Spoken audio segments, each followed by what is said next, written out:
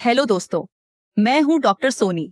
अभी कुछ दिन पहले ही मैंने एक वीडियो अपलोड किया था जिसमें हमने माइकोप्लाज्मा न्यूमोनियाई के खिलाफ एक जादुई दवा के बारे में बात की थी। तो आइए आज उसी दवा के बारे में थोड़ी और जानकारी लेते हैं। ये इन्फेक्शन बच्चों में अक्सर कुछ इस तरह दिखता है: सूखी खांसी, बुखार, सर दर्द, सीने में जकड़न, कमजोरी। कभी कभी ये सिम्टम्स इतने माइल्ड होते हैं कि लोग इसे आम सर्दी खांसी भी समझ लेते हैं। देखिए, माइकोप्लाज्मा न्यूमोनियाई एक ऐसा बैक्टीरिया है जिसके पास सेल वॉल नहीं होती। इसलिए पेनिसिलिन जैसी दवाएं पहले से ही इस पर काम नहीं करती थी।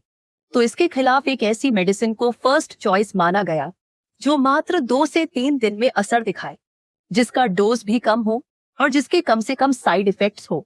और वो मेडिसिन है एजिथ्रोमाइसिन। ये एक मैक्रोलाइड एंटीबायोटिक है।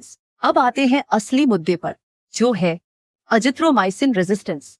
दुनिया भर में माइकोप्लाज्मा में मैक्रोलाइड रेजिस्टेंस तेजी से बढ़ रहा है। मतलब, पहले जो दवाई 90% केसेस में काम करती थी, अब कई जगह सिर्फ 50 से 60% केसेस में ही असर दिखा रही है। इंडिया में भी पिछले कुछ सालों में रेजिस्टेंस के केसेस बढ़ते दिख रहे हैं। अब आप सोचेंगे कि ये रेजिस्टेंस आखिर हो क्यों रहा है? तो सबसे बड़ी वजह है ओवर यूज और मिस यूज। 1, हर वायरल कोल्ड में अजिथ्रोमाइसिन देना। 2, बच्चों में अननेसेसरी एंटीबायोटिक देना। 3, डोज ठीक से ना लेना। 4, कोर्स बीच में छोड़ देना। 5, सेल्फ मेडिकेशन यानी फार्मेसी से खुद से दवा ले आना। यही सारी गलतियां बैक्टीरिया को इतना मौका दे देती हैं कि वो दवा के खिलाफ डिफेंस बना लेता है, यानी म्यूटेशन डेवलप कर लेता है। अब जैसे जैसे रेजिस्टेंस बढ़ती है तो पेरेंट्स ये सोचते हैं कि इन्फेक्शन बढ़ रहा है, लेकिन असल में दवा अब काम नहीं कर रही होती। तो अब देखते हैं कि अजिथ्रोमाइसिन रेजिस्टेंस कैसे पता चलता है। अगर डॉक्टर को लगता है कि उसके मरीज को ये दवा असर नहीं कर रही, या उस मरीज में इस दवा के खिलाफ रेजिस्टेंस डेवलप हो गया है, तो वह कल्चर और एंटीबायोटिक सेंसिटिविटी टेस्ट करने की सलाह देता है। इसमें सैंपल लिया जाता है, लैब में बैक्टीरिया ग्रो किया जाता है, फिर देखा जाता है कि एजिथ्रोमाइसिन उसे मार पा रही है या नहीं।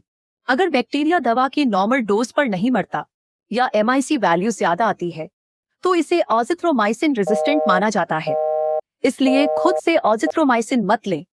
रेजिस्टेंस आगे इलाज को और भी मुश्किल बना देता है, लेकिन हमारी सावधानी और सूझबूझ से हम इस रेजिस्टेंस को डेवलप होने से रोक सकते हैं। इसीलिए पेरेंट्स को खुद से ना ही बच्चों को दवाई देनी चाहिए और ना ही उसकी दवाई बंद करना चाहिए।